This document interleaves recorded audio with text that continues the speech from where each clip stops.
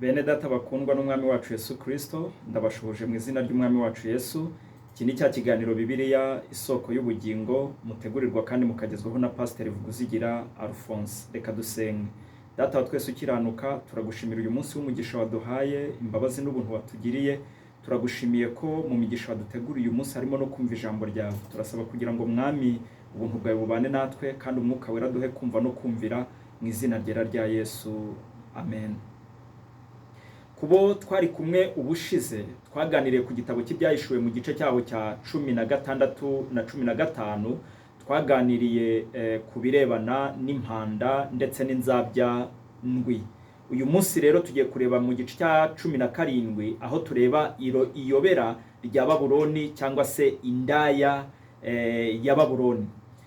Ubusanzwe twabonye tugitangira ko igitabo cy'Ibyahishuwe kigabanije mu bice byibura 4 akaba ari n'amayerekwane. Irya mbere ritwereka Kristo n'inzandiko yandikiye amatorero 7, irya kabiri ritwereka igitabo cy'umuzingo n'imeneka ry'ibimenyetso 7 bigifatanije hamwe n'impandandwi n'inzabyandwi z'umujinya w'Imana. Irya gatatu ari naryo tugiye kureba ryerekana isohozwa ry'umugambi w'Imana wo gukiza, akaba ari naryo tugiye kwiga ubu ngubu. Irya kane rero tuzareba ibyerekeranye na Yerusalemu nshya ndetse no kunesha k'umwana w'intama biboneka uhereye mu gice cya 19 kugeza 22.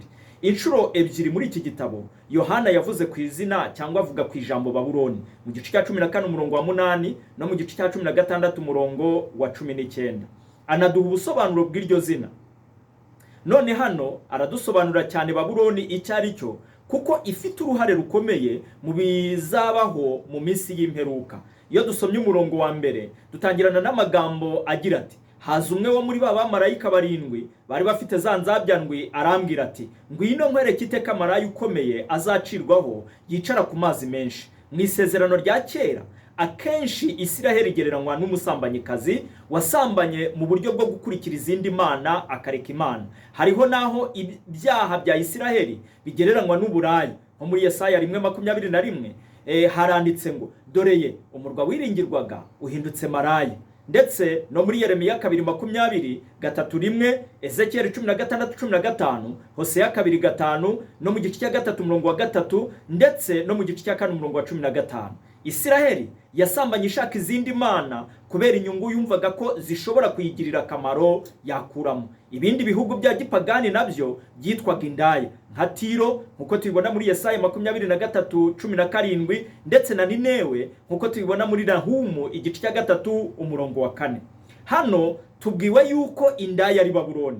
Babuloni ni igishushanyo cy'isi nk'umwanzi w'Imana, igizwe n'abantu n'ubutware bwabo n'icyubahiro cyabo n'ubutunzi bwabo birwanya Imana n'ibyayo. Iki nicyo cyitwa Babuloni, ngo ni umujyi ukomeye utegeka abami bo mu isi, kuko tubibona hano mu gice cya 17 umurongo wa 18. Iyi ndaya ngo yicara ku mazi menshi, niko tubona muri uyu murongo. Iri jambo ridufasha cyane kumenya neza iyi ndaya uwiriwe.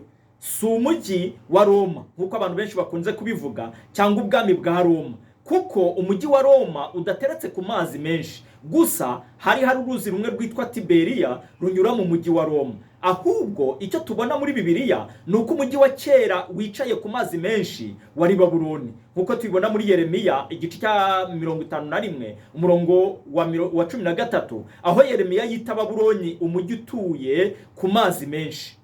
Kuko mu mujyi hose habagamo imigende y'amazi, ibyo twita canalisation cyangwa se kanari mu rurimi rw'icyongereza, yagendagaho amato menshi nkuko imodoka zigenda mu mihanda isanzwe. Kandi Yohana duha ubusobanuro bw'aya mazi menshi ngo y'amazi wabonye wa Malaya yicaraho niyo moko n'amateraniro y'abantu n'amahanga n'indimi zose, nkuko tubibona muri iki gice cya 17 umurongo waho wa 15. Mu isezerano rya kera Babuloni yashushanyaga abantu b'isi mu bubi bwabo. Hano tubona nanone Babuloni ishushanya amahanga y'isi atemera Imana akurikiza ububi bw'imitima yayo.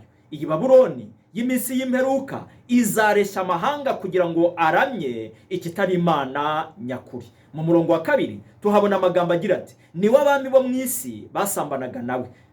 Ni ubusambanyi bwo gushukwa n'ubutunzi bw'indaya bigatuma biroha nabo mu irari ryayo ry'iby'isi, bagafatanya nayo mu bubi no gusenga inyamaswa. Iyi shusho y'indaya yubatse kuri aya magambo yo muri Yeremiya 51:7 ngo i Babuloni hahoze ari igikombe cy'izahabu mu ntoki z'Uwiteka, hasindishaga isi yose. Amahanga yanyoye kuri vino yaho, nicyo cyatumye amahanga asara. Tubibona hariya muri Yeremiya 51:7.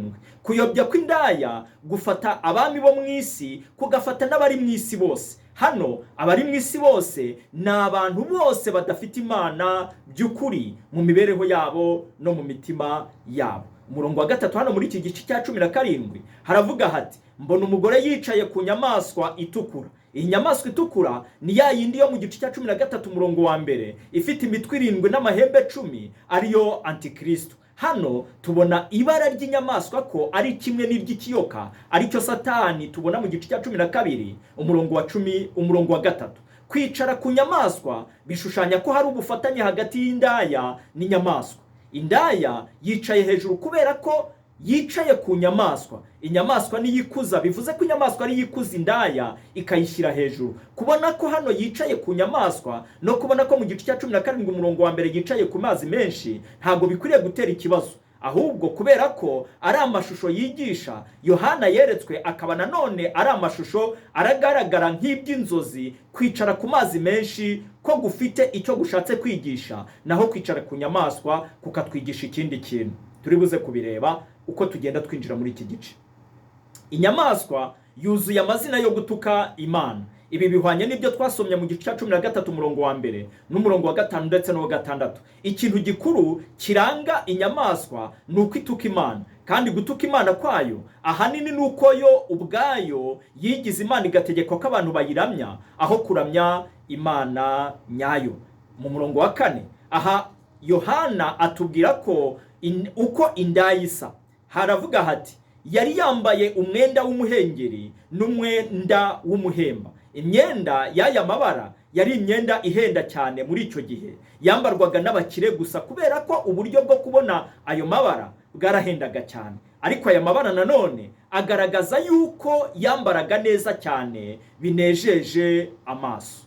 Tunabona nanone ko yari arimbishijwe n'izahabu n'amabuye y'igiciro cyinshi n'imarigarita. Uko iyi nteruro isomeka mu Kigiriki, izahabu n'amabuye y'igiciro n'imarigarita ntiyabyambaraga ku ijosi gusa cyangwa ku maboko, ahubwo byari birimbishije imyenda ye yose. Ni ukuvuga yuko iyi ndaya yambaraga bitangaje. Yafataga mu ntoki ze igikombe cy'ibizira cyuzuye, cyangwa se igikombe cy'izahabu cyuzuye ibizira n'imyanda y'ubusambanyi bwe. Niko muri Yohana muri iki gitabo cy'Ibyahishuwe hatubwira. Izahabu z'igikombe zasaga neza inyuma. Urebye igikombe ukirebeye inyuma yakwibwira ko cyuzuye ibyo kunywa byiza, ariko siko byari bimeze. Byari byuzuye ibintu bibi cyane, ndetse umuntu atatinya kuvuga ko ari ibintu biboze biteye iseseme.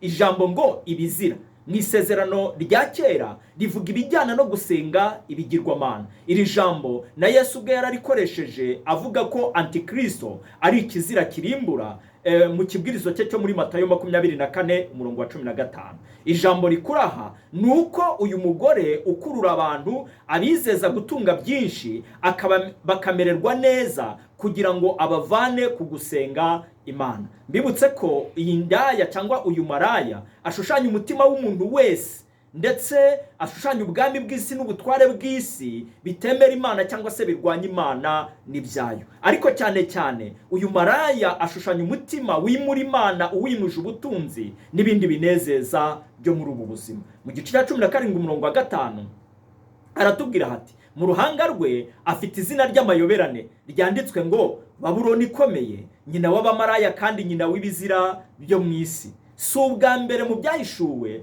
tubona amazina yanditswe ku bantu. Abera, icya mbere tubona abera b'Imana bashyizweho ikimenyetso cy'izina ry'Imana tubibona mu gice cya 7 umurongo wa 3, mu gice cya 9 umurongo wa 4 no mu gice cya 14 umurongo wa 1. Nanone tubona abakurikira ya nyamaswa ko bashyizweho ikimenyetso mu ruhanga no ku biganza cy'izina ryayo n'umubare w'izina ryayo, tubibona mu gice cya 13 umurongo wa 7. Mu isi nshya nanone tubona abacunguwe ko bazandikwa mu ruhanga rwabo izina ry'Imana n'iry'umwana w'intama w'Imana, tubibona mu gice cya 3 umurongo wa 12 no mu gice cya 22 umurongo wa 4. Mu muco w'Abaroma indaya zambaraga urugori rwanditseho izina rya nyirazo. Niko mu muco w'Abaroma mu gihe cy'ingoma y'Abaroma byari bimeze. Indaya zamikwaga urugori rwanditseho amazina ya nyirindaya. Ibi rero urabona ko Yohana yanditse muri iki gihe cy'uyu muco w'Abaroma bifitanye isano ikomeye cyane rwose n'ubu busobanuro ari kuduha hano bw'iyi ndaya yanditseho mu ruhanga rwayo ko ari Babuloni ikomeye, nyina w'abamaraya kandi nyina w'ibizira byo mu isi. Iri zina ngo ni iry'amayoberane, bishatse kuvuga yuko izina ntirivuga umugore ahubwo rivuga ikindi turi buze kureba, ari umurwa mukuru wa Antikristo. Babuloni nanone ni nyina w'abamaraya, ni ukuvuga yuko umugambi we si uguhindura abantu ngo bave ku Mana gusa, ahubwo ni no kugaba ibitero cyangwa se igitero cy'abantu benshi bagenda ku isi ngo nabo bakurura abantu ngo bave ku Mana, banuzuza isi ibizira bya Babuloni. Mu minsi yashize numvishe abantu bagenda bigisha abandi ko abantu aribo ba Yesu, aribo ba Kristo. Nyamara tubona ko yari umugambi rwose ukomeye wa Antikristo wo gutuma abantu bava ku Mana, ndetse abantu ubwabo bagatangira kwiyita Imana no kwiyita Kristo, ndetse no kwigira Imana kugira ngo abantu babasenge. Umurongo wa 17 igice cya 17 umurongo wa 6 haratubwira hati, mbona ko uwo mugore asinze amaraso y'abera n'amaraso y'abahowe Yesu. Uyu mugore ajyana na Antikristo kandi bakarwanyiriza hamwe abera ngo babaneshe. Tubibona mu gice cya 13 umurongo wa 7. Nk'umurwa mukuru wa Antikristo, Babuloni izaba n'umurwa mukuru wo kurenganya abera no kubica. Mu gihe cya Yohana habaye akarengane gakomeye gatewe n'umwami Nero, ariko ntikamaraga igihe kandi ntikageze mu bwami bwa Roma hose. Cyakora byari bikomeye cyane. Umwanditsi w'amateka w'icyo gihe Tikikasi yanditse atya ati, imbaga nini y'abantu yashinzwaga gutwika amazu no kwanga abaturage, nuko baciriwe urubanza rwo gupfa urupfu rubi. Bamwe babambikaga impu z'inyamaswa maze bakabatereza imbwa zikaze ngo zibice zibatanyagura, abandi bababambaga ku misaraba, abandi baratwitswe, ndetse hari n'igihe babamanikaga ku giti maze bakabatwika ngo bamurikire umujyi. Mbibutse ko ibi byose byakozwe n'umwami Nero igihe Nero yashakaga guhindura umujyi wa Roma. Yarawutwitse kugira ngo awuhindure, maze abonye ko abaturage bamwisubiranye atangira kuberekera abakristo, kubera ko n'ubundi abakristo bari basanzwe bangwa n'abaturage b'ubwami bwa Roma. Maze bagerekwaho iki cyaha gikomeye, bararenganywa bikomeye cyane, baricwa urupfu rubi rw'agashinyaguro. Cyakora ntibyatinze, maze byarashize abakristo babona ubwigenge. Mu minsi y'imperuka akarengane ka Antikristo na Babuloni bizakomera cyane, bigere hose, bimare n'igihe. Aho aka karengane ka Antikristo n'indaya ya Babuloni cyangwa n'uyu mutima wimura Imana bizagera, bizaba ari akarengane gakomeye karenze kandi kabaye mu gihe cya Nero, kuko ko kazagera ku isi hose kandi kazagera ku bantu bose bemera Imana ndetse badasenga ya nyamaswa ngo banayiramye. Nta karengane kigeze kugera kuri iyi ntera mu minsi yabayeho yose nk'aka ngaka kazabaho muri iki gihe cy'iminsi y'imperuka. Gusinda amaraso ni imvugo y'icyo gihe. Hari abashaka gutandukanya abera n'abahowe Yesu, ariko mu by'ukuri nta tandukaniro, ni bamwe. Ni abera kubera ko ari ab'Imana bose, kandi kubera ko ari ab'Imana bahowe bishwe na Antikristo, nkuko bigaragara mu gice cya 12 umurongo wa 17, igice cya 14 umurongo wa 12, igice cya 19 umurongo wa 10 no mu gice cya 20 umurongo wa 4. Mubonye mubonye muri uyu murongo wa 7 aravuga ngo mubonye ndatangara cyane. Uyu mugore cyangwa uyu maraya aratangaza koko. Cyakora biranashoboka ko Yohana yatangajwe nuko yari yabwiwe yuko agiye kureba iteka maraya ukomeye azacirwaho. Noneho ntateka abona kugeza ahangaha, ntateka maraya aracirwaho, kuko maraya kugwa kwe gukomeye tuzakubona mu gice cya 18 aho azacirwaho iteka. Ahubwo ahangaha Yohana abona gusa ubwiza n'imbaraga ze n'uburyo ahawe kurenganya abera. Nibyo Yohana abona. Nyamara igihe marayika yatangiraga kubwira Yohana, yamubwiye ko agiye kumwereka iteka maraya ukomeye agiye gucirwaho. Mu murongo wa 8 iyo nyamaswa haramubwira ngo iyo nyamaswa ubonye yahozeho nyamara ntikiriho, kandi igiye kuzamuka ive ikuzimu ijye kurimbuka. Aya magambo ajyana nayo mu gice cya 13 murongo wa 3 hagira hati umwe mu mitwe yayo usa nukomeretse uruguma rwica, ariko urwo ruguma rwawishe rurakira. Umwe mu mitwe y'inyamaswa warapfuye, kandi iyo umutwe upfuye umubiri wose uba upfuye. Ibi bitubwira ko inyamaswa ifite ibihe bitatu. Igihe kimwe yabagaho yari iriho, ariko kuvuga ngo yahozeho, ariko ijambo rivuga ngo yahozeho. Mu yandi magambo inyamaswa yari iriho ari byo bivuga ngo yahozeho. Naho igice cya 2 ntikiriho, ariko kuvuga ngo ntikiriho nyine. Igice cya 3 ni igihe kizaza ubwo izongera kuboneka nk'igikoresho cya Satani. Ikuzimu hashushanya ubuturo bw'imyuka mibi, bigashushanya isoko y'ububi bw'inyamaswa. Tunibutsa abantu yuko iyo Bibiliya ikoresha ijambo ikuzimu akenshi bivuga ubuturo bw'imyuka mibi, cyangwa se ibishaka gushushanya imikorere n'ubuturo bw'imyuka mibi, nkuko tubibona mu gice cya 11 umurongo wa 7 no mu gice cya 12 umurongo wa 1. Umutwe umaze gukira, inyamaswa izagaragaza imbaraga za Satani cyane birenze uko zigeze kugaragara mu mateka y'isi. Cyakora igihe cy'imperuka igihe cy'imbaraga zayo kizaba kigufi cyane, bidatinze iyi nyamaswa tubona hano izarimbuka. Ubusobanuro bw'imitwe irindwi buboneka mu murongo wa 9. Tubwirwa yuko abari mu isi bazatangazwa nuko inyamaswa yari iriho ikaba yarageze aho ibura, none ikaba yongeye kuboneka. Bizatangaza abari mu isi cyane, bizatuma abantu batangazwa no kongera kubona iyi nyamaswa no kongera kubaho kwayo. Umurongo wa 9 utubwira ko aha niho hakwiriye ubwenge n'ubuhanga. Uko niko Yohana yatubwiye. Yohana agiye gusobanura iyobera ry'inyamaswa, ariko abanza akutubwira ko bikomeye, kandi akatubwira ko bisaba ubwenge n'ubuhanga. Ubwenge avuga si ubwenge bwa kimuntu, ahubwo n'ubwenge bw'Imana bitangwa n'umwuka wera utuye muri twebwe. Dusabwa kugira umwuka w'Imana no kuyoborwa n'umwuka w'Imana kugira ngo tubashe kumenya amayoberane yose ya Satani ndetse n'uburiganya bwa Satani n'imikorere ya Antikristo, cyane ko Yohana yatubwiye ko Antikristo yamaze kwaduka ariko akorera mu buryo bw'amayoberane. Dusabwa rero kugira ubwenge butangwa n'Imana kandi buturuka ku mwuka wera utuye muri twebwe. Iyo mitwe 7 rero niyo misozi 7 uwo mugore yicayeho. Abazi cyane igitabo cy'Ibyahishuwe benshi bavuga yuko iyi mitwe 7 ishaka kutwibutsa umujyi wa Roma, kuko bazi ko umujyi wa Roma uko wari uri mu kinyejana cya mbere wari wubatse ku misozi 7. Cyakora umurongo ukomeza uvuga ko iyi misozi 7 ari n'abami 7. Akenshi muri Bibiliya umusozi ugereranywa n'ubwami. Muri Daniel igice cya 2 umurongo wa 35 hatubwira ko ryabuye ritarimbuwe n'intoki rikubita ubwami bw'isi rikabumenagura, maze rigahinduka umusozi munini urangiza isi yose. Uwo musozi rero nibwo bwami bwa Kristo. Muri Yeremiya igice cya 51 umurongo wa 25 Uwiteka abwira ubwami bwa Babuloni ati dore ndakwanze wa musozi urimburawe.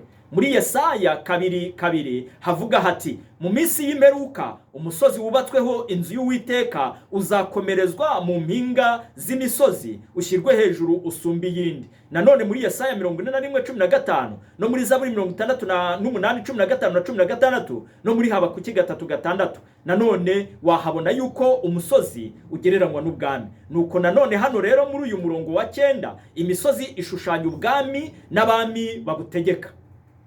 kimwe no muri Danieli 7:17 inyamaswa enye ngo nizo bami bane bazaduka, bikagaragaza neza ko ari ubwami bukuru bune buzaza gutegeka isi mu gihe Danieli yabihanuraga. Noneho indaya yo yicara ku ruhererekane rw'ubwami bukuru bwatangiranye n'ubwami bwa Babuloni rugaheruka mu bwami bwa Roma. No kuvuga yuko indaya ntishushanya gusa umujyi runaka, ahubwo ishushanya ubusambanyi bw'uburyo bw'umwuka bwarangaga ubwo bwami bukuru bwose. No kuvuga ubwami bwa Babuloni, ubw'Abamedi n'Abaperesi, ubw'Abagiriki ndetse n'ubwami bwa Roma, kandi buzarushaho kugaragara mu bwami bw'iminsi y'imperuka, ubwo bwa bwami buzaba buyobowe na Antikristo ndetse n'umuhanuzi we w'ibinyoma, ari ryo dini rizamukorera. Mu murongo wa 10 rero muri iki gice cya 17 haragira hati, kandi niyo bami barindwi, abatanu baraguye, umwe ariho undi ntaraza, kandi naza azaba akwiriye kumara igihe gito. Uyu murongo ni ugibwaho impaka kuruta iyindi yose. Abafata igitabo cy'Ibyahishuwe nk'igisobanuro cy'ibyabaye kera bavuga yuko uyu murongo uvuga ku ngoma z'abami ba Roma uko zakurikiranaga. Bakavuga yuko abami batanu bari baratanze mu gihe cya Yohana. Mu gihe Yohana yandikaga Ibyahishuwe ku ngoma y'uwa gatandatu, agategereza uwa karindwi uzaza, akazaba ari we Antikristo, kandi uwo azaba ari Nero uzutse. Niko abasobanuzi b'ubu buryo babivuga. Iyo biba bityo tuba tubonye ubusobanuro bworoshye bwiza. Ikibazo hano tubona nuko abami ba Roma bimaga kugeza igihe cya Yohana, bose bari bamaze kwima kugeza mu gihe cya Yohana bari 11, ntabwo bari barindwi. Iki kibazo rero gisubizwa iyo dufata imitwe nk'ubwami atari nk'abami. Ikimenyetso kimwe yuko ahari imitwe ishushanya ubwami nuko Yohana yanditse ati, abatanu baraguye. Ijambo ngo kugwa ntirikunze gukoreshwa ku gutanga kw'abami, ahubwo rikunze gukoreshwa ku bwami, kuba ubwami butakiriho. Iyo ubwami butakiriho bavuga ko ubwami, cyane cyane muri kiriya gihe cya Yohana, bavugaga ko ubwami bwaguye. Bityo rero abavuga batya ko yaba ari Nero uzabazutse ntabwo ari byo, kuko abami ba Roma kugeza mu gihe cya Yohana bari bamaze kwima ubwami ni abami bagera ku 11, ntabwo ari abami barindwi. Bityo Yohana yari ariho mu gihe cy'ubwami bwa Roma. Mbere yabwo hari ubundi butanu bukomeye bwabayeho. Hazaza ubundi bwa nyuma bukomeye mu minsi y'imperuka, bukazaba ari ubwa Antikristo, kandi buzamara igihe gito ugereranyije n'igihe cy'ubundi bwami bukomeye bwabubanjirije. Mu murongo wa 11 ya nyamaswa yari iriho ikaba itakiriho, iyo ubwayo ni uwa 8, nyamara kandi ni umwe muri bandi barindwi Yohana tubwira bajya kurimbuka. Inshuro 5 zose Yohana yanditse yuko inyamaswa itakiriho ubu ngubu. Ni ukuvuga ko mu gihe cya Yohana yandikaga iyo nyamaswa yari itakiriho. Kabiri akavuga yuko izaboneka mu gihe kizaza ivuye ikuzimu, kandi yo yabayeho, ni ukuvuga mbere y'igihe cya Yohana nibwo yabayeho. Twabwiwe nanone yuko umwe mu mitwe 7 yayo wari wishwe n'uruguma maze ugakira. Twabibonye mu gice cya 13 murongo wa 3, kandi ko inyamaswa ubwayo ariyo yakize uruguma rwayishe. Nanone biboneka muri iki gice cya 13 murongo wa 12 na 14. None tubwirwa ikintu gishya, ko inyamaswa ubwayo ari n'umutwe wa 8, nyamara ukaba ubarirwa muri babandi barindwi. Iki gishushanyo birakomeye, kuko rimwe tubona ko inyamaswa ari wo mutwe wapfuye ugakira, naho ubundi tukabona ko inyamaswa ari undi mutwe wa 8. Iyo tuza kumenya ko inyamaswa ariyo Antikristo mu mitwe yayo 2 gusa, byadufasha gusobanukirwa iki gishushanyo. Nanone rero reka turebe Antikristo yarabonetse, tukaba tubasha gusoma ibye mu mateka y'isi, ari we witwa Antiokusi Epifani. Mbibutse neza yuko hari umuntu umwe mu baturuka mu bajenerali 4 basimbuye umwami Alexander Mukuru, waje kuyobora ubwami bugana aho Egiputa na Palestina biri.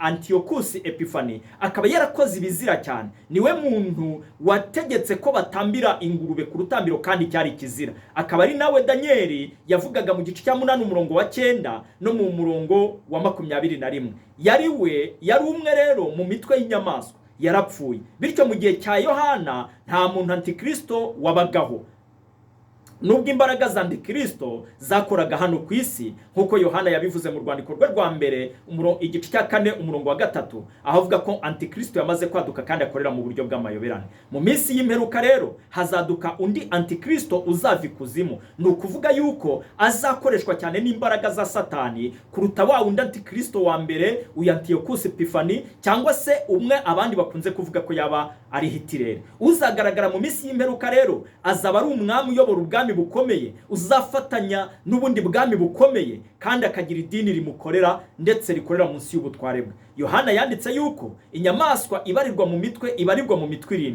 Ni ukuvuga yuko antikristo azaboneka nk'umwe mu bami bakomeye b'isi, azategeka ubwami bukomeye bumeze nk'imwe cyangwa se nka bumwe mu bwami bukomeye bundi bushushanywa n'imitwe y'inyamaswa. Nyamara antikristo azaba atandukanye n'abandi bami bose bigeze gutegeka, n'ubwami bwe buzaba butandukanye n'ubundi bwose bwigeze kwima ku isi, kubera ko azakoreshwa n'imbaraga za Satani cyane. N'ubwami bwe buzaba burangwa n'imbaraga n'ibikoresho n'inzira bya Satani kurusha ubundi bwami bwose. Mu murongo wa 12 Yohana dusobanurira amahembe 10, akavuga yuko ari abami 10, ni abami bataratangira kwima ingoma. Ni ukuvuga yuko aba bami ari abami bazaboneka mu gihe kizaza, igihe cya antikristo amaze kugaragara. Birakomeye cyane kuvuga aba bami abari bo, ko twavuga ngo ni kanaka cyangwa ni kanaka. Bamwe bavuga yuko bazaba ari abami ba Aziya, abandi ngo nabo Burayi. Muri Daniel 7:7 ndetse na 24 havuga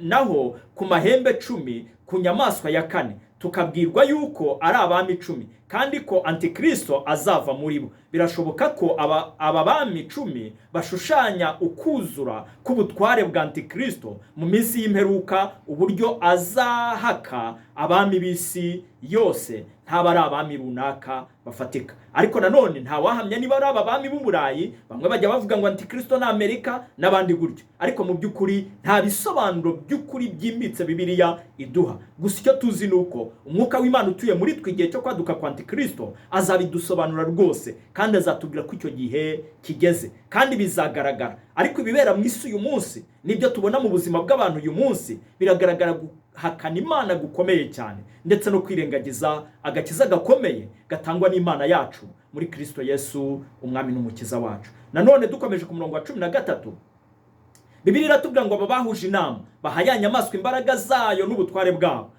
Bahaya inyamaswa imbaraga zabo n'ubutware bwabo. Aba bami 10 uruhare rwabo gusa mu minsi y'imperuka nuko bazashyigikira antikristo, bamwiha rwose ngo bafatanye nawe gukora ibye.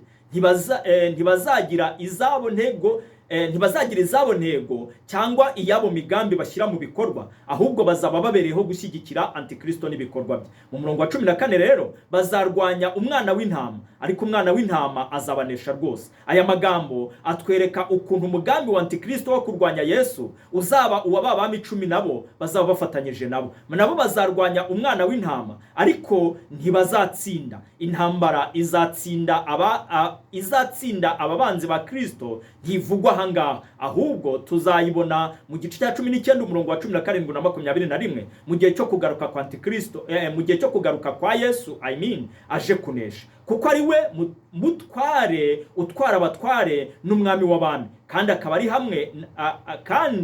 abari hamwe nawe bahamagawe, batoranirijwe, bakiranutse, nabo bazayinesha cyangwa se bazanesha iyo nyamaswa. No kuvuga bizera Yesu Kristo bose n'abizera n'abemeye kumukurikira nabo bazanesha iyo nyamaswa, kuko bazaba bari kumwe na Kristo umwami n'umukiza wabo. Kubera ko Yesu ari we mwami uri hejuru ya byose na bose, agomba gutsinda rwose. Iri zina rya Yesu niryo tubona ryanditse ku mwambaro we no ku kibero cye, ubwo azaza kunesha abanzi be bose, kuko tubibona mu gice cya 19 umurongo wa 16. Ntazaza kunesha wenyine, azanesha ari kumwe n'abahamagawe bakaba baratoranijwe n'Imana, n'abihanganiye akarengane ka antikristo, bagakomeza Kristo mu bigeragezo byose by'iminsi y'imperuka. Umurongo wa 15 hatubwira ko imirongo ya nyuma y'iki gice idusobanurira kurutaho ibya yandaya ikomeye. Ubusobanuro bwayo ntibworoshye. Mwibuke yuko iki gice cyatangiye kitubwira yuko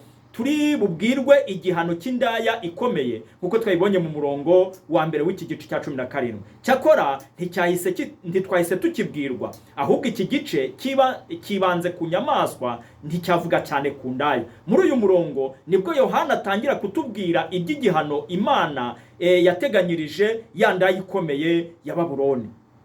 Marayika abwira Yohana ubusobanuro bwa ya mazi wabonye. Yaramubwira ati ubusobanuro bwa ya mazi wabonye hahandi ya ndaya yicaye. Akabwira Yohana yuko ashushanya amoko n'imbaga n'amahanga n'ab'indimi zitari zimwe bo mu isi. Indaya ibicaraho, bikavuga yuko ari byo biyishyigikira, akaba ari byo rufatiro rwo gukomera kw'iyo ndaya. Indaya rero ishushanya umurwa mukuru w'igihugu gikomeye gifite ubutware ku bantu benshi batari bamwe b'amoko menshi yo mu isi. Murongo wa 16 hano tubwirwa ubwiru bw'ukuntu Imana izahana indaya kubera urubanza yayiciriye. Bigaragara ko indaya ariyo Babuloni, ni umurwa mukuru aho inyamaswa ishinze intebe y'ubutware bwayo. Bityo ari inyamaswa ubwayo ari na ya mahembe 10 bose bazafatanya n'iyi ndaya ya Babuloni bikayikomoraho ugukomera kwayo, cyangwa se akaba ari byo ikomoraho gukomera kwayo. Niko kubera indaya nibyo tubona hano ko mu murongo wa 3 bivuga ko indaya yicaye ku nyamaswa. Ni ukuvuga ko izahabwa ubutware na ya nyamaswa ari Antikristo ndetse na babami bafatanya nayo gutegeka. Cyakora hano tubona iyi shusho ihinduka, tukabona inyamaswa na babami 10 bihindukirana indaya bikayigomekaho. Ntitubwirwa impamvu bitangiye kuyanga ngo biyirwanye, tubwirwa gusa yuko bizayicuza ibyo ifite byose, biyisige ari umutumbure cyangwa se ari ntacyo yambaye. Bizayirya bitapfune inyama zayo maze biyitwike ikongoke. Aya magambo yerekana yuko umurwa Babuloni uzarimburwa burundu, uzasahurwa, wamburwe ubutunzi bwawo bwose, abawutura bazicwa. Tubibona muri iki gice, ariko nanone tuzabona mu gice cya 18 ukugwa gukomeye kwa Babuloni. Uyu murongo wa 17 rero w'iki gice cya 17 atwereka ko inyamaswa ihinduka ry'inyamaswa n'abami byari bishyigikiye n'abami 10 bashyigikiye ya nyamaswa ngo bazihinduka ya ndaya ngo bayirwanye. Yohana biramutangaza cyane, kandi natwe hano biradutangaza. Umuntu yashakisha impamvu byayihindutse, nyamara tubwirwa gusa yuko Imana yashyize umugambi wayo mu mitima yabo, ni ukuvuga yabo bami na Antikristo, ngo bikore ibyo nayo yagambiriye. Bityo mu gihe inyamaswa ifata umugambi wo kurwanya indaya ya Babuloni, babami 10 bakundaga indaya nta shiti bagira uruhare rukomeye, bahita bemera umugambi w'inyamaswa, ngo bityo ayo mahembe azahuriza ku mugambi umwe rukumbi, yeguriye ya nyamaswa ubushobozi bwayo bwa cyami, kugeza ubwo ibyo Imana yavuze bibaye cyangwa bisohoye. Murongo wa 18 dusoza, wa mugore wabonye niwe wa mudugudu ukomeye utegeka abami bo mu isi. Mu kinyejana cya mbere ibi byashushanyaga Roma, ariko mu minsi y'imperuka bishushanya Babuloni, umurwa mukuru w'inyamaswa. Mbibutse neza ko uyu mutima cyangwa se iyi ndaya ya Babuloni bishushanya umutima, ubutegetsi, ubwami, ubukomere, icyubahiro cy'abantu byo mu isi birwanya Imana n'ibyayo. Kandi uko abantu bazagenda barushaho kwiyegurira Antikristo, iyi mitima y'abantu izagenda irushaho kuva ku Mana. Abantu baziroha mu binezeza byinshi, abantu baziroha mu bizira by'uburyo butandukanye. Nyamara ijambo ry'Imana rirahamagarira abizera guhunga Babuloni, rirahamagarira abizera guhunga uwo mutima umeze utyo, rirahamagarira abizera guhunga uwo mutima wo kwimura Imana, rirahamagarira abatarihana kwihana no guhindukira, kuko ijambo ry'Imana ritubwira neza yuko iyo Imana itarababariye ab'isodomu n'i Gomora, ntabwo ntibabarira bo mu gihe cya Nowa, ntabwo izigera ibabarira bo mu gihe cy'imperuka bakenesheje amaraso y'umwana w'intama bejeshejwe ariyo ya Kristo. Ndagira ngo mbabwire neza bene data bashiki banjye munkurikiye yuko igihe turimo ni igihe gikomeye cyane, ni igihe cyo gukora kwa Antikristo gukomeye, nubwo atari yaza mu buryo bweruye ku mugaragaro, ariko umutima wo kwimura Imana wamaze kugaragara mu isi. Umutima wo kwimura Imana, umutima wo gukunda ibinezeza kuruta Imana, umutima wo gukunda ibiri mu isi kuruta Imana wamaze kwinjira mu isi no mu mitima y'abantu, kandi wamaze no kuba bimwe mu bigize ibyo abitwa abizera cyangwa abakristo bo mu minsi ya none. Nyamara ijambo ry'Imana riraduhamagarira kwihana no guhindukira. Reka dusoreze aha ngaha